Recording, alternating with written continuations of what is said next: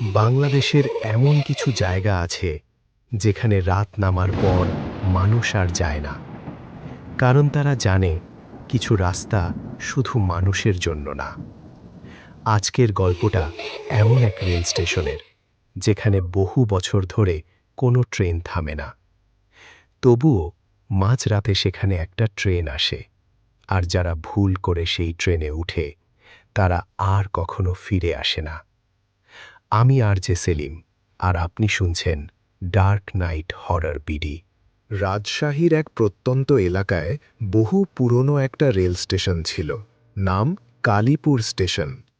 স্টেশনটা প্রায় 15 বছর আগে বন্ধ হয়ে যায়, কারণ এক ভয়ঙ্কর দুর্ঘটনা। লোকজন বলতো এক রাতে পুরো একটা ট্রেন হঠাৎ লাইনচ্যুত হয়ে আগুনে পুড়ে যায়, শতাধিক মানুষ মারা যায়। কিন্তু আশ্চর্যের বিষয়, কোনো মৃতদেহ পুরোপুরি পাওয়া যায়নি। তারপর থেকেই জায়গাটা অভিশপ্ত হয়ে যায়। রাতের পর কেউ সেখানে যায় না, কারণ মাঝরাতে নাকি এখনও ট্রেনের শব্দ শোনা যায়। কিন্তু রায়েদ এসব বিশ্বাস করত না।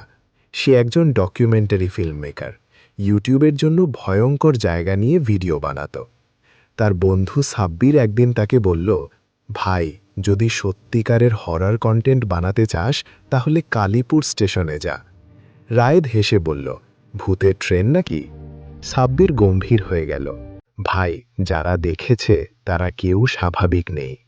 কিন্তু এসব শুনে রায়েদের আগ্রহ আরও বেড়ে গেল। 2 দিন পর সে ক্যামেরা নিয়ে পৌঁছে গেল কালীপুর স্টেশনে।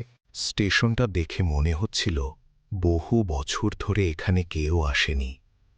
চারপাশে আগাছা, মরিচা ধরা রেল লাইন, ভাঙা সাইনবোর্ড, আর পুরো জায়গা জুড়ে অদ্ভুত নীরবতা।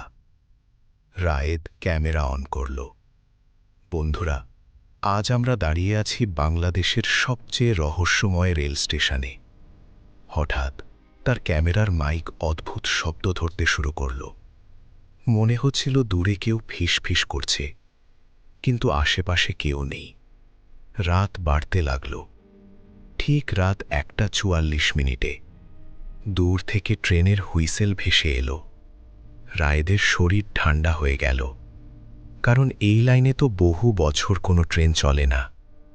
ধীরে ধীরে কুয়াশার ভেতর থেকে একটা পুরনো কালো ট্রেন দেখা গেল।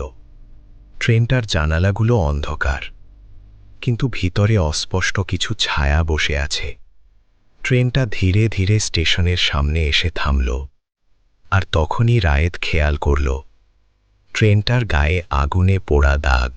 ট্রেনের দরজা ধীরে ধীরে খুলে গেল, কিন্তু ভিতর থেকে কেউ নামল না। রায়েদ কাপা হাতে ক্যামেরা নিয়ে ভিতরে উঠল। পুরো বগি অন্ধকার, পুরনো পোড়া গন্ধ।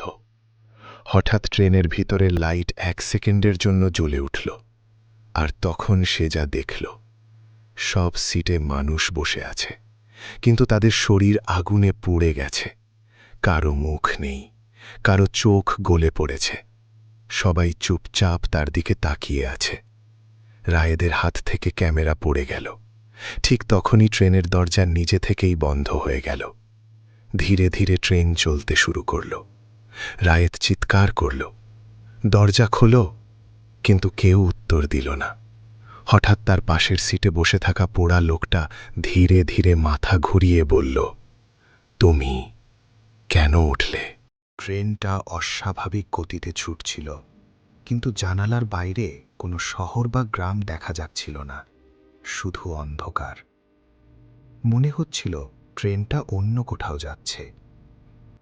হঠাৎ সামনে বসে থাকা এক ছোট্ট মেয়ে ধীরে ধীরে দাঁড়ালো। তার শরীর অর্ধেক পোড়া। সে নিচু গলায় বলল, আমরা কেউ নামতে পারিনি।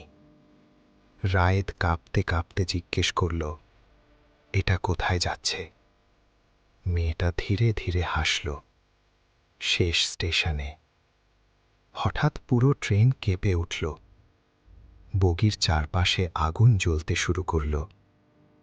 মানুষগুলোর চিৎকার ভেসে উঠল।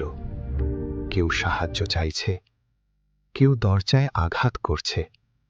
রায়েদ বুঝতে পারল সে সেই রাতের দুর্ঘটনাটা আবার দেখতে পাচ্ছে।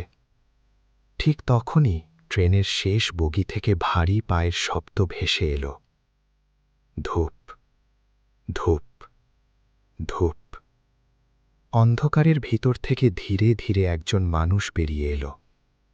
ট্রেনের কন্ডাক্টর, কিন্তু তার মুখ পুরো পুড়ে কালো, আর চোখের জায়গায় শুধু অন্ধকার গর্ত। সে ধীরে ধীরে বলল, টিকিট কেটেছ?